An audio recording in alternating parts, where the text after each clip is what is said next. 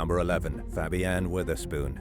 Nicknamed the Coast-to-Coast Killer, Tommy Lynn Sells killed dozens of victims across the United States over a more than 20-year period starting in the late 1970s.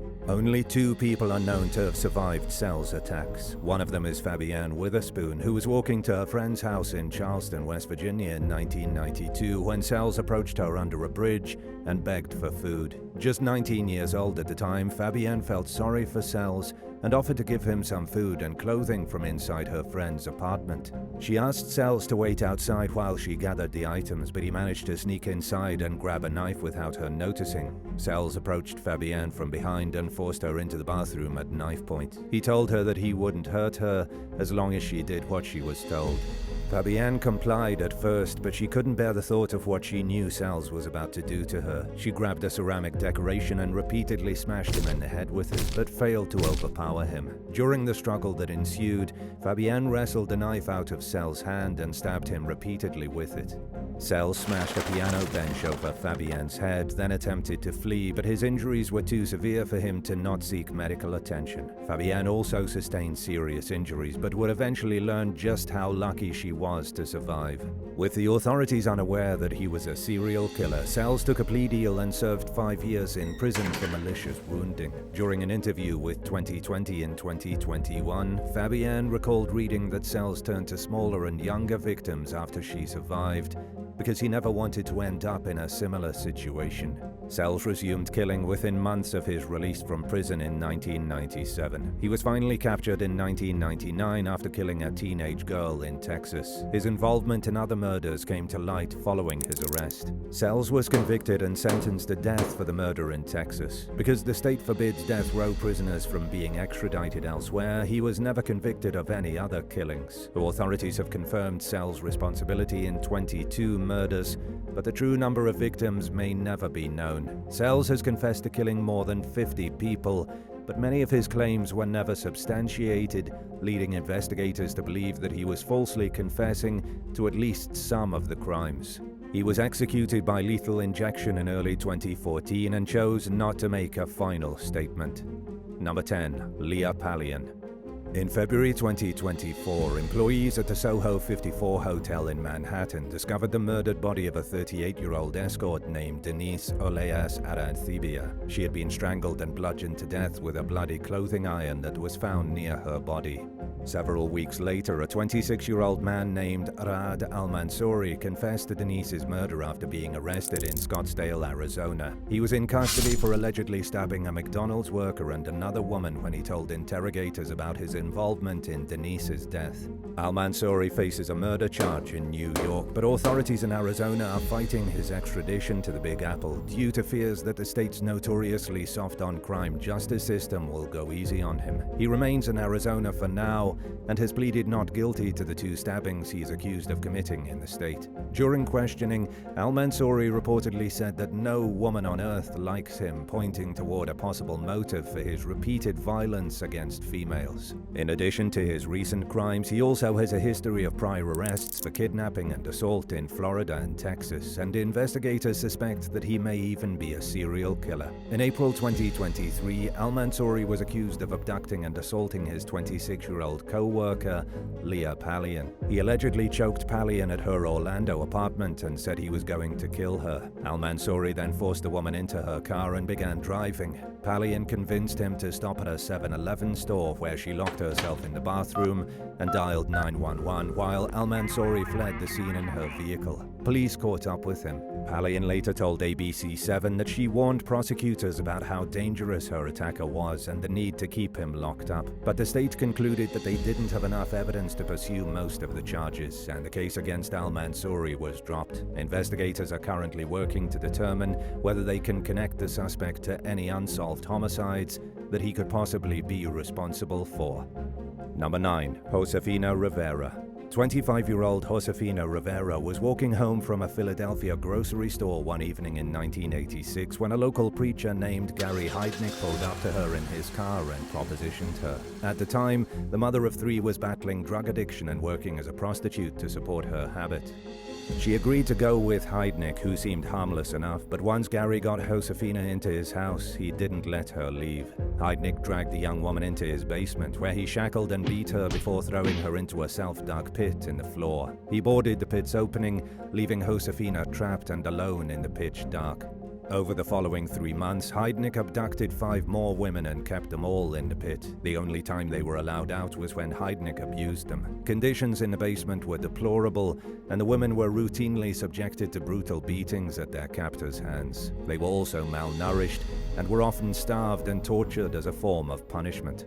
Determined to make it out of Heidnik's house of horrors alive, Josefina slowly convinced him that she was an ally. He made her the boss of the other women and forced her to participate in the abuse against them, something she did not want to do, but felt she had no choice but to go along with. One of the women, Deborah Dudley, was electrocuted to death by Heidnik as the rest of his captives looked on in horror.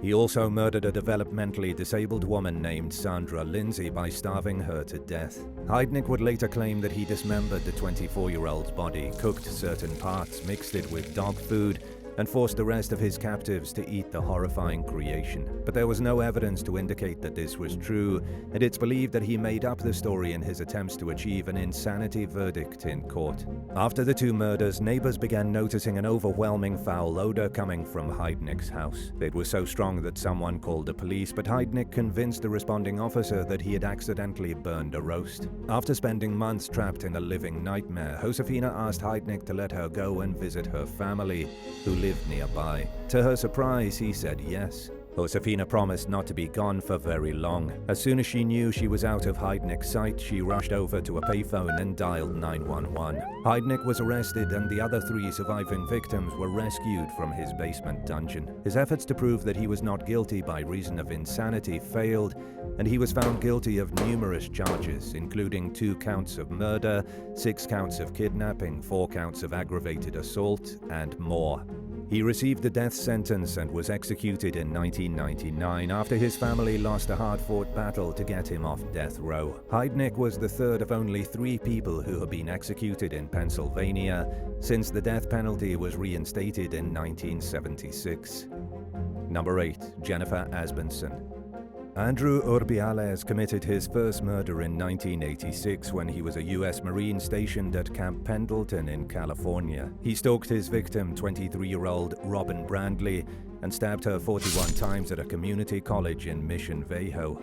Urdiales fatally shot his next victim, 29-year-old Julie McGee, with a .45 caliber pistol and dumped her body in a ditch near Cathedral City. By the time he was honorably discharged from the military in 1991, Urdiales had killed 5 women. He moved back to his family's home in Chicago, but returned to Cathedral City for a visit in 1992. While there, he crossed paths with a 19-year-old nurse named Jennifer Asbjørnsen, who had missed her bus to work while buying candy for some of the patients she worked with at a local hospital. Urdiales just happened to be driving by when he saw Jennifer in a noticeable state of distress. He offered her a ride, which she initially turned down, but she had no other way to get to her job where she was scheduled to work an overnight shift. Jennifer quickly changed her mind and got into the car. She would later tell CoachellaValley.com that Urdiales said some strange things during the ride, but nothing overly alarming. As she exited the vehicle outside her workplace, Urdiales asked for her phone number.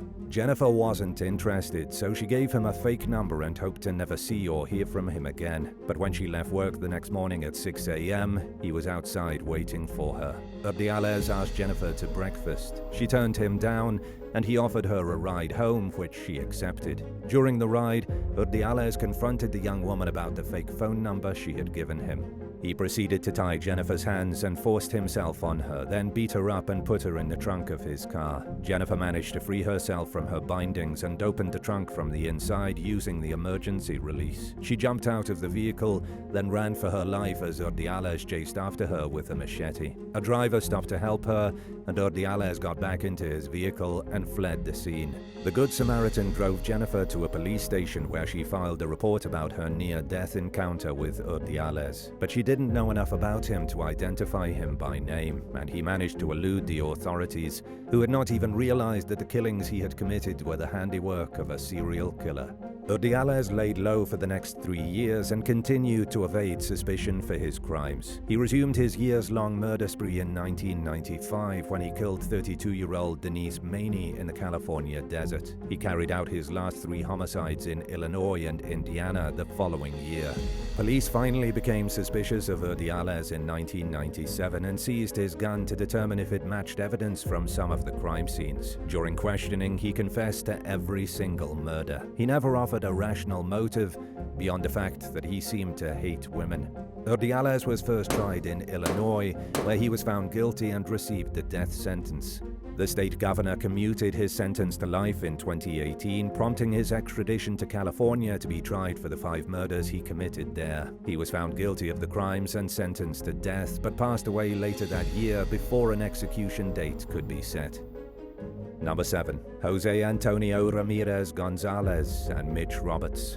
Paul Dennis Reed's first major prison stint came in 1983 when he was convicted of robbing a steakhouse in Houston, Texas. He served 7 years of a 20-year sentence and was paroled in 1990. Following his release from prison, Reed moved to Nashville to pursue his dream of becoming a country superstar. Like most people who move to Music City in search of fame, he quickly discovered that becoming a celebrity is a lot harder than it looks, and that he would have to continue making a living by working ordinary jobs. Reed worked in restaurants over the next several years while chasing his music career on the side. He at least managed to stay out of trouble during that time, but his law-abiding streak ended in 1997 when he was fired from a Shoney's restaurant for throwing a plate at a co-worker. Over a month-long period starting a few weeks after he was fired, Reed robbed 3 fast food joints, leaving 7 people dead. He began his crime spree at a Captain D's restaurant where he pretended he wanted to apply for a job. Reed forced an employee and a manager into the walk-in cooler and shot them both execution style, then emptied the cash register and fled the scene. Later that evening, he went to a McDonald's restaurant and forced 4 employees back into the building at gunpoint as they were leaving for the night. 3 of the workers were shot dead at point-blank range, but Reed's gun malfunctioned when he tried to shoot Jose Antonio Ramirez Gonzalez. He stabbed the employee 17 times, cleaned out the till, and then fled the scene, leaving Gonzalez for dead. But the injured worker managed to crawl to a phone and dial 911, and he survived his injuries. Reed was still at large a month later when he visited a Baskin-Robbins after closing and abducted 2 female employees. He drove to a nearby state park and slashed their throats. Jose Ramirez Gonzalez was the only surviving victim of the fast food robberies. During Reed's murder trial, he testified that he pretended to be dead until Reed left the restaurant. By the time he dialed 911, he was so weak from losing blood that he could only mumble and groan. Gonzalez helped create a composite sketch of his attacker and looked at more than 300 photos of potential suspects, but the serial killer remained at large. 3 months after the robberies, Reed showed up at the home of his former boss, Mitchell Roberts, who had fired him from his job at Shoney's restaurant. Reed had recently asked for his job back and was clearly upset about not getting rehired. He attempted to kidnap Roberts at gunpoint, but Roberts managed to get back inside his house and called the police. Following Reed's arrest, investigators linked him to the 3 deadly robberies. Roberts said that he believed Reed planned to kill his family and abduct him at gunpoint. He believed a disgruntled former employee was going to drive him to the restaurant, force him to open the safe, and then kill him. Thanks to Roberts' quick reaction to Reed's presence at his front door, that never happened. Reed went on trial 3 times for the 7 fast food murders. He was sentenced to death by all 3 juries. The defense and his family tried getting him off death row by arguing that he was mentally incompetent, and his execution was stayed several times, including hours before he was scheduled to die on one occasion. The debate over his mental health was ongoing when he died from natural causes in 2013, shortly before his 56th birthday. Number 6. Cheryl Bartlett Phan. Over a 16-month period starting in 1980, brothers Anthony and Nathaniel Cook killed at least 9 people in and around Toledo, Ohio. In January 1981, 18-year-old Cheryl Bartlett and her fiancé, Bud Coates, were accosted by the Cooks while walking home from a nearby Kroger store. The brothers forced the couple into an alleyway where they brutally assaulted Cheryl. After the attack, they forced Cheryl and Bud to hug each other, then shot Cheryl in the back. Investigators would later speculate that the killers only had one bullet and that they hoped it would go through Cheryl's body and kill Bud, but the bullet fragmented inside Cheryl's body, leaving Bud physically unharmed, and she survived her injuries. She underwent more than 20 surgeries to repair the damage to her body. Anthony and Nathaniel typically targeted couples. The brothers committed at least 4 murders together, but Nathaniel stopped participating in the killings at some point while Anthony continued on his own. The killing spree came to an end later that year when Anthony Cook pulled a gun on 21-year-old Todd Sabo and 20-year-old Leslie Sawicki. He forced the couple into their van and tied them up, but they managed to break free of their restraints. Todd wrestled the gun away from Anthony and told Leslie to get help. She called both the police and her father, Peter Sawicki, who arrived at the scene before the cops. Sabo threw the gun to the ground and Peter began beating Anthony, who got a hold of the gun and fatally shot Peter. He also shot Sabo, who survived a gunshot wound to the neck. Anthony fled the scene but was arrested a few weeks later after an informant tipped police off to his involvement in the crime. His fingerprints matched evidence from the crime scene, and he was arrested for Peter Sawicki's murder. Investigators suspected Anthony of being involved in other murders, but they couldn't prove it. He was convicted of the crime and sentenced to life.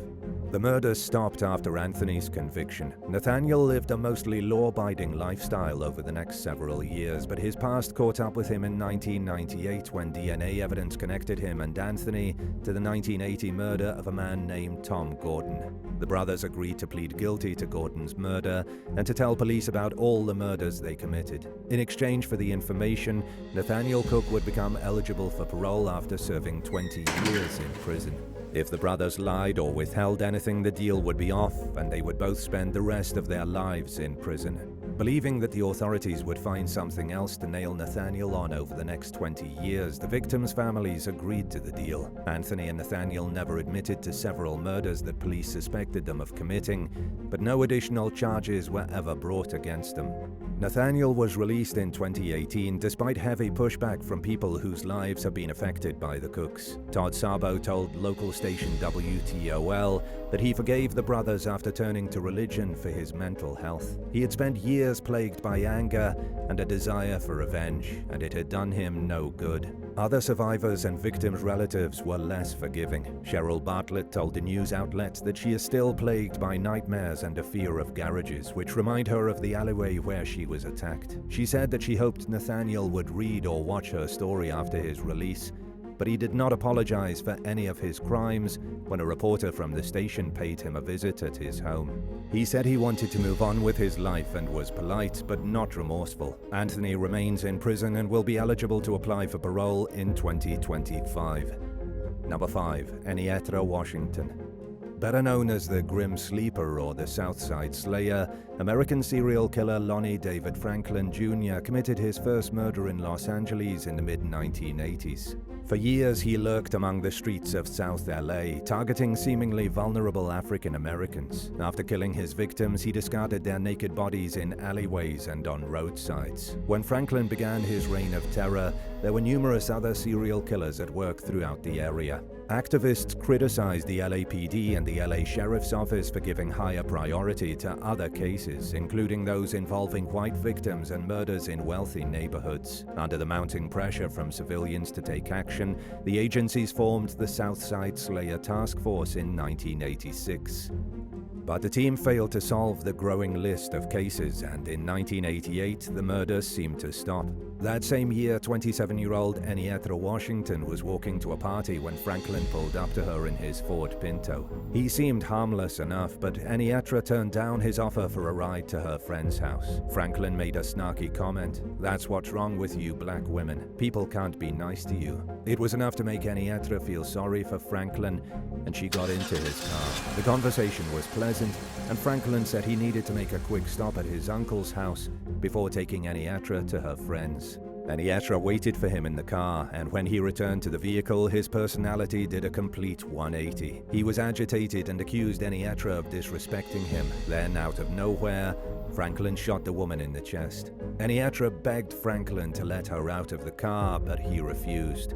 She drifted in and out of consciousness over the next several hours as her attacker drove around, assaulted her, and took Polaroid photos of her. She eventually opened the car door with plans to jump out of the moving vehicle, and was pushed out of the car by Franklin. Despite her injuries, Enietra gathered the strength to walk to her friend's house. Her friend wasn't home, and Enietra was too weak to continue walking. She passed out on the porch and was still clinging to life when her friend arrived home later that night and called 911. Miraculously, the bullet had collapsed one of her lungs but missed the rest of her internal organs. Between 1988 and the early 2000s, there was a lull in the grim sleepers killings. Franklin claimed his final victim, 25-year-old Janisha Peters, in 2007.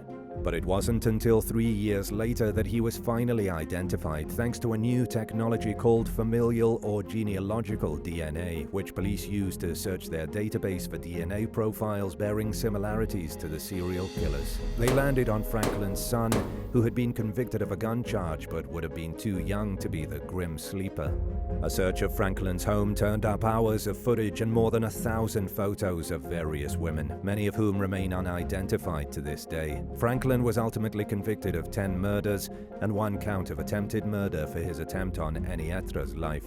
But police believe the true victim count is much higher. He was sentenced to death, but passed away in prison in 2020.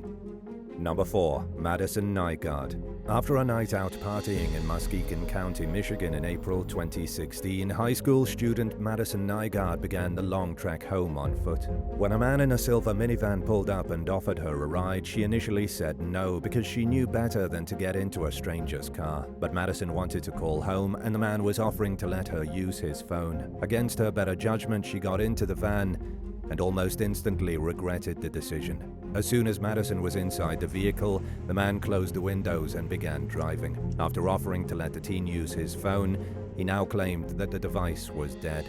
Later identified as a local factory worker named Jeffrey Willis, he pulled a gun out from beneath his seat while Madison begged to be let out of the van. The young woman just knew that she wasn't going to survive the night if she didn't get away from her captor as soon as possible. Left with no other choice, she opened the door and jumped out of the moving vehicle. She was injured from the hard landing but managed to run to a house nearby where the homeowner let her inside and dialed 911. At the crime scene, police found 2 unspent gun cartridges laying on the ground, leading them to believe that the kidnapper had tried to shoot Madison. His gun must have jammed, and the malfunction very well may have saved Madison's life. Investigators found surveillance footage of the minivan and painstakingly narrowed down the make, model, and year.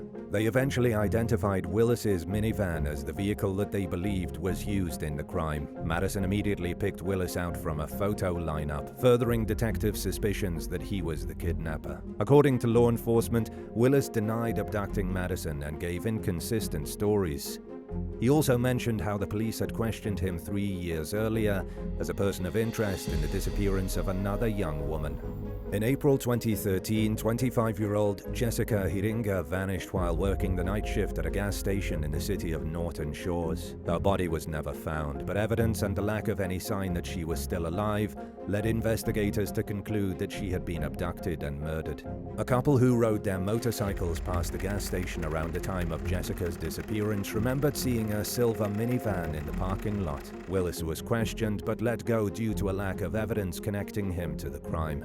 During a search of his vehicle after Madison's kidnapping, police found a box containing a combination of items that a person would typically only carry if they planned to attack and incapacitate someone, including bindings, syringes, and insulin vials. Detectives caught a major break in a cold case when a gun and ammunition recovered from the van turned up as a match to evidence from the scene of Hiringa's abduction. Investigators also uncovered a folder labeled VIX, which contained 2 smaller files. One featured Hiringa's initials, while the other was labeled with the initials RS. It immediately reminded police of another local unsolved case from 2 years before Madison's kidnapping. 36-year-old Rebecca Bletch was brutally murdered while out jogging in June of 2014, about a year after Hiringa went missing. She was found dead along a roadside with multiple gunshot wounds to the head. Ballistic evidence from Rebecca's murder also matched with the gun found in Willis's minivan, bringing both cold cases to an unexpected and much welcomed end. Willis was convicted of both murders. During his sentencing hearing for Rebecca Bletch, he refused to listen to victim impact statements and blew a kiss to the woman's family, proving just how despicable of a monster he is. He's serving life without parole and will never again be able to harm an innocent civilian. Number 3. Scott Davis.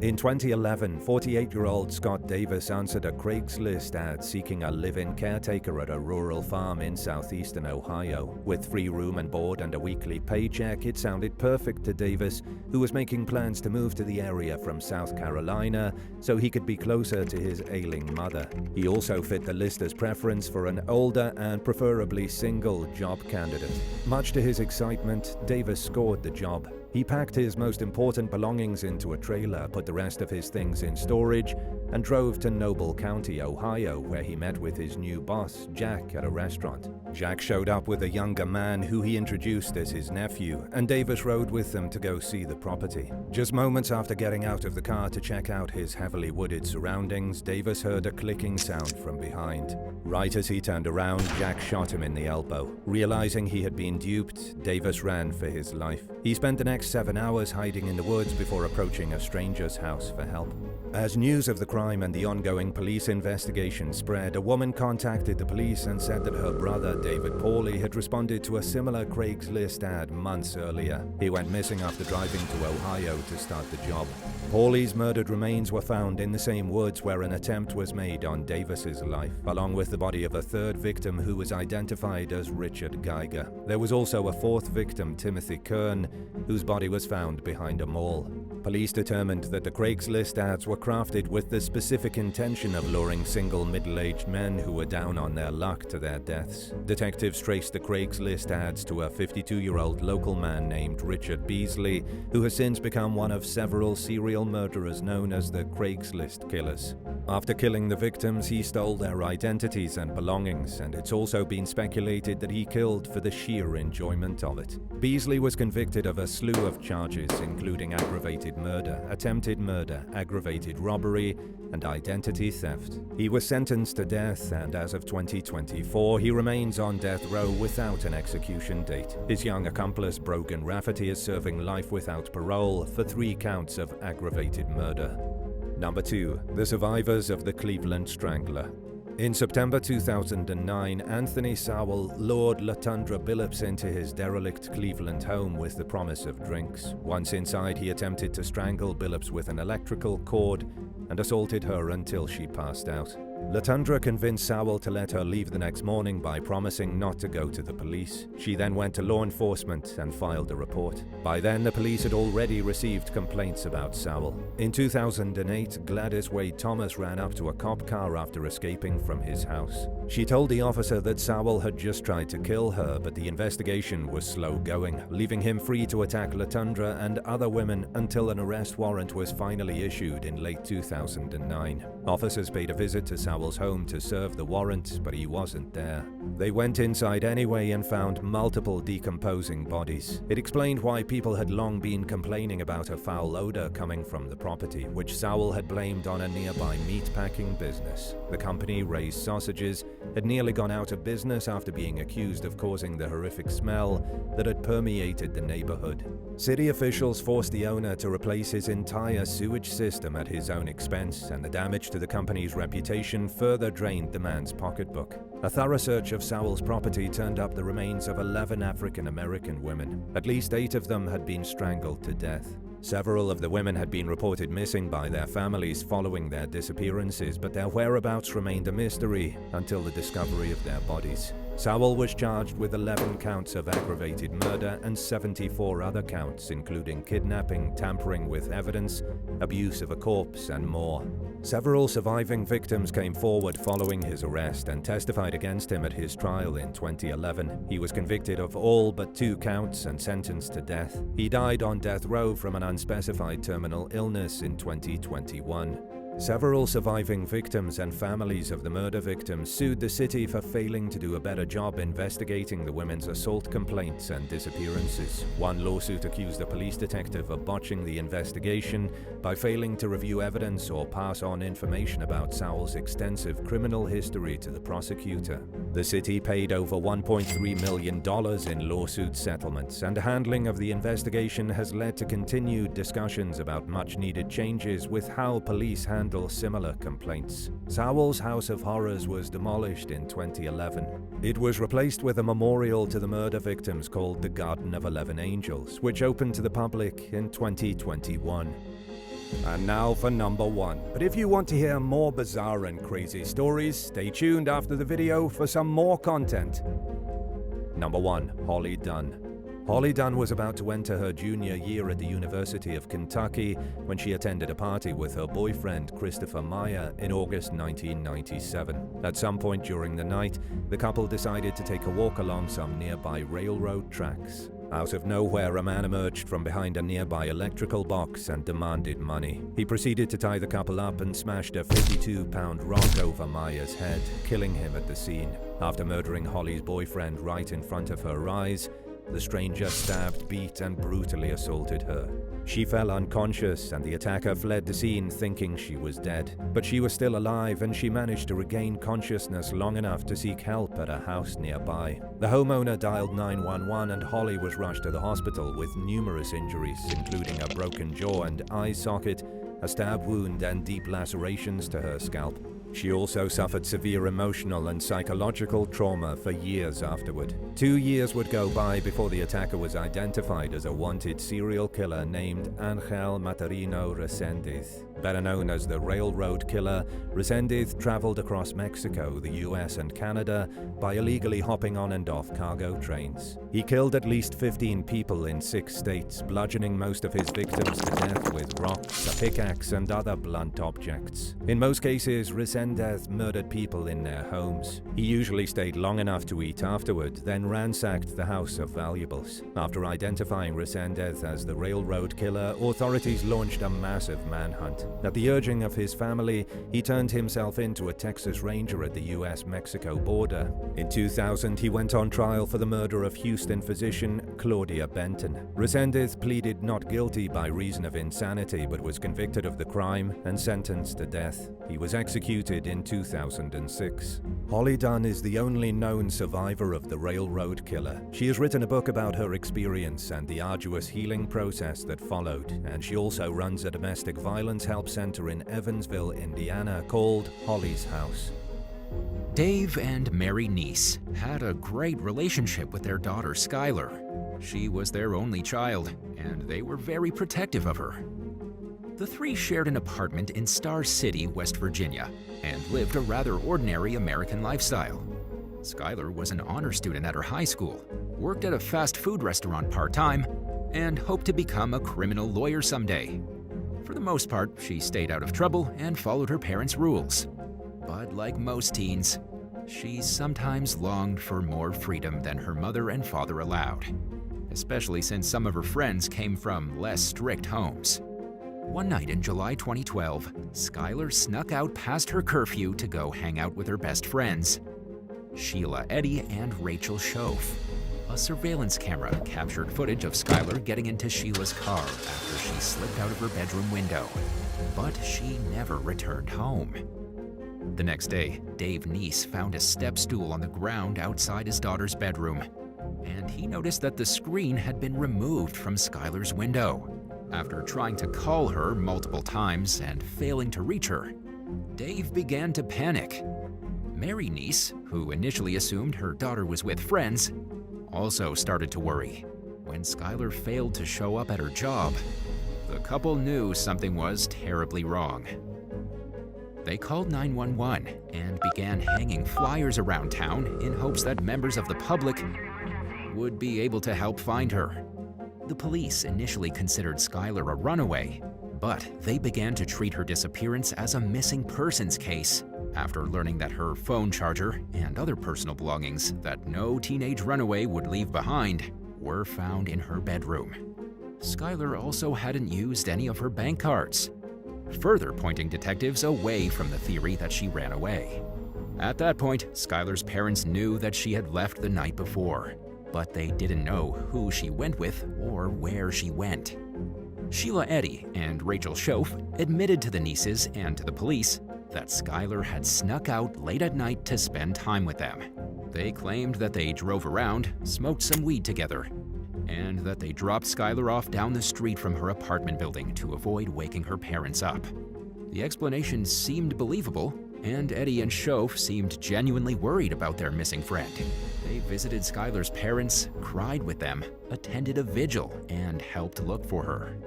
In the meantime, gossip began to spread about what supposedly happened to Skylar. One story claimed that she had fatally overdosed on drugs at a party, and that the people there disposed of her body because they were worried that they would be accused of foul play if they contacted the police. Other rumors alleged that Skylar had split town on her own free will, and that she might have even left the country. Skylar wasn't known to use hard drugs, so the overdose story seemed like just that, a story, and nothing more. And by that point, detectives were thoroughly convinced that Skylar hadn't disappeared on purpose, much less left the country. As the investigation progressed, law enforcement noticed that Eddie and Schoaf weren't acting quite right. Around the same time, inconsistencies began to pop up in the girls' stories and timelines about the night Skylar vanished. According to the pair, they picked Skylar up at around 11:00 p.m. and dropped her back off before midnight. But the apartment building's surveillance footage showed her leaving and getting into a car at 12:35 a.m. 2 months after Skylar went missing, the FBI got involved in the case. They interviewed her classmates and everyone in her social circle, and began to dial up the pressure on Schoaf and Eddie. Federal agents and local authorities repeatedly interviewed the young women, making it clear that they weren't going to just go away or interrupt their extracurriculars to take them in for more questioning. During a Dateline interview, one of Skylar's other friends, who wasn't a suspect, told reporter Andrea Canning that FBI agents had asked him if Schoaf and Eddie had been acting different since the disappearance. He said that the two didn't necessarily seem different, but that they were keeping to themselves more than they used to.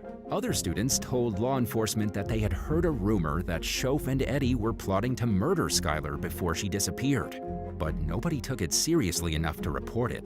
For a while, Dave and Mary Neese thought investigators were wasting their time by focusing on Schoaf and Eddie. They couldn't fathom the idea of their daughter's best friends doing something terrible to her, and then pretending to be devastated while comforting the family.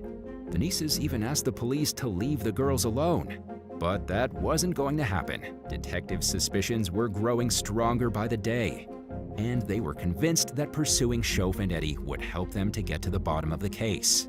Corporal Ronnie Gaskins, who interviewed the girls multiple times, noticed that Sheila Eddy acted perfectly calm and collected, while Rachel Schoaf seemed distracted and nervous.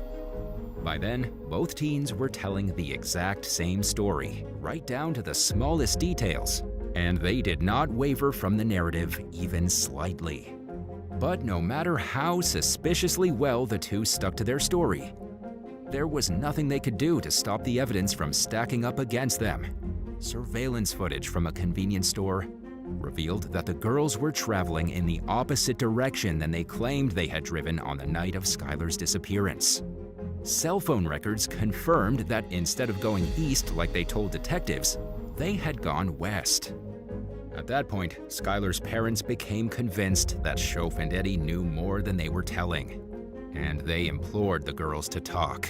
Determined to find out what happened to her daughter, Mary Neese began publicly calling out the young women on social media, letting them and the rest of the world know that if they did something to Skylar, they weren't going to get away with it.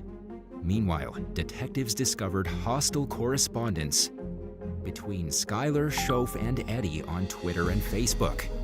The day before Skylar went missing, she had complained about her friends excluding her from hanging out with them. Similar complaints appeared in a series of tweets Skylar had posted about a month earlier, calling one of the girls two-faced and stupid. When confronted about these issues, Sheila Eddy continued to stand by her claim that she had nothing to do with Skylar's disappearance. But Rachel Schoaf slowly began to crack under the pressure, and she eventually caved and admitted to police that they had lied about where they went that night. Sheila made identical changes to her story the next day. As the walls began to close in on the suspects, Rachel's behavior became increasingly erratic, and she began having problems at home. In December of 2012, 5 months after Skylar vanished, Rachel's mother, Patricia, dialed 911 and told the dispatcher that she couldn't deal with her out-of-control daughter. She claimed that Rachel was hitting and screaming at her family and running wild through their neighborhood.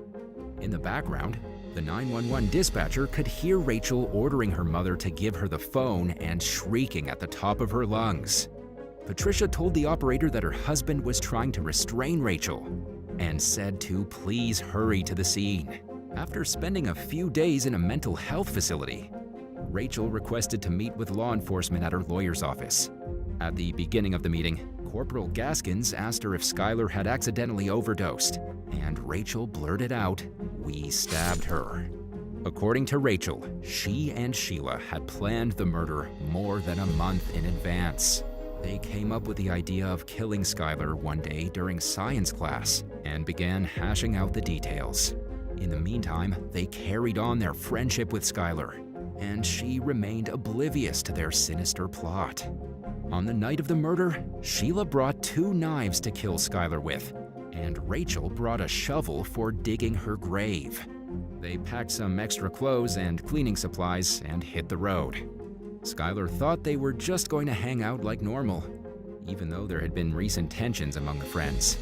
She apparently didn't question why Sheila and Rachel were wearing hoodies on a stifling hot summer night, and was completely unaware that they were concealing the murder weapons in their shirts. After nearly an hour of driving, they arrived at a remote wooded area where Skylar believed they were going to smoke pot.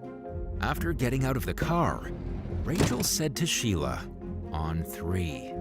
She counted to 3, and they viciously attacked Skylar from behind with the kitchen knives. Skylar fought for her life and even managed to briefly get away from her attackers. But they caught up with her and stabbed her in the knee, making it impossible for her to run away. Shoaf and Eddie proceeded to stab Skylar dozens of times. As she lay dying, she asked them why. It was the same question authorities had for the young women, to which Rachel coldly and matter-of-factly answered, "We didn't like her." When Corporal Gaskins asked her to go into more detail about why they didn't like Skylar, she replied, "Oh, nothing, we just didn't like her." Several people had become concerned about Skylar's growing friendship with Rachel and Sheila in the time leading up to her murder. The 3 had become inseparable, and Skylar's personality had started to change. Once known for being sweet and bubbly, she lost some of that niceness, and it seemed as if Sheila's sour personality was rubbing off on her. In the months before she was killed, it became clear to people that the trio had a toxic dynamic. When Skylar wasn't around, her so-called friends said horrifically mean things about her. They talked about how they couldn't stand her, and on one occasion, Sheila allegedly told a friend, "I wouldn't care if she died." During her confession interview, Rachel said that she wanted to get the murder done and out of the way before she left for church summer camp, as if it were a simple chore to check off on her to-do list. Rachel and Sheila tried digging a hole to bury Skylar in, but had a tougher time than they expected, so they covered her body with branches and left the scene. In early 2013, Rachel led law enforcement to the murder scene. There was snow on the ground, and investigators were initially unable to find Skylar's remains. They returned to the site a week later and found her heavily decomposed body. It took 2 months for the medical examiner to confirm the identity of the remains. In addition to Rachel's confession and the recovery of Skylar's body, authorities connected the accused teens to the crime through DNA evidence found in Sheila's car. Authorities charged the pair with kidnapping and murder. During the court proceedings, David Neese urged the judge not to be lenient. He said, "And they're both exactly where they need to be. Away from civilization, locked up like animals." Sheila Eddy pleaded guilty to first-degree murder. In what's known as a life with mercy sentence, was sentenced to life with the possibility of parole after 15 years. She expressed no remorse whatsoever for the crime, and still hasn't to this day. Rachel Shoaf was convicted of second-degree murder and received a 30-year sentence with a possibility of parole after 10 years. She apologized for killing Skylar during her sentencing hearing, but the Neeses didn't believe for a second that she was truly remorseful for her actions. After the hearing, David Neese told the press that Shoaf wasn't sorry. She was just sorry she got caught. Her first parole hearing is scheduled for May 9, 2023. The Neeses have spoken out against Shoaf's possible release, saying that they don't believe she deserves the second chance at life that their brutally slain daughter will never have. A lot of people have gotten behind the family and are hoping that Rachel's parole is denied at her upcoming hearing. Skylar was killed more than a decade ago, but the shockingly brutal nature of the murder has kept it in the headlines on a fairly regular basis in the years since. It was a gruesome crime, but people also struggle to understand the motive. There were clearly tensions and trust issues between Skylar and her friends, but it was nothing that a sane, rational person would kill someone over. Sadly, Sheila and Rachel could have simply ended their friendship with Skylar. They could have gone their separate ways and carried on with their lives. But because of their senseless and evil decision to kill their former friend, one life was lost and several others were ruined. Instead of pursuing careers, marrying, having families, or achieving any of the other milestones people get to enjoy in the free world, Rachel and Sheila made cruel and reckless choices that landed them behind bars with uncertain futures. Life will certainly never be the same for David and Mary Neese, who once considered Skylar's friends to be like second and third daughters. They've suffered through pain that they would never wish on anyone else. In addition to fighting for justice for their daughter in criminal court, they campaigned for a new law that would require authorities to issue an Amber Alert for all missing children. No Amber Alert was ever issued in Skylar's case because law enforcement didn't think she had been abducted or was necessarily in serious danger. And an Amber Alert wouldn't have saved Skylar's life, since she was already dead by the time her family realized she was missing. But the Neeses believed that lives could be saved if certain missing persons cases that are often overlooked were treated with more urgency. Under Skylar's law, Amber Alerts would be issued in West Virginia even in cases when a child is thought to be a runaway, and in the absence of any evidence that they're in imminent danger or serious injury or death. The bill received widespread support and was signed into law in May 2013, less than a year after the murder. Thanks for watching. Have you ever trusted someone who seemed harmless, only to discover later on that they have a disturbing past? Tell us about it in the comments below, but be sure to subscribe first. See you next time. Bye.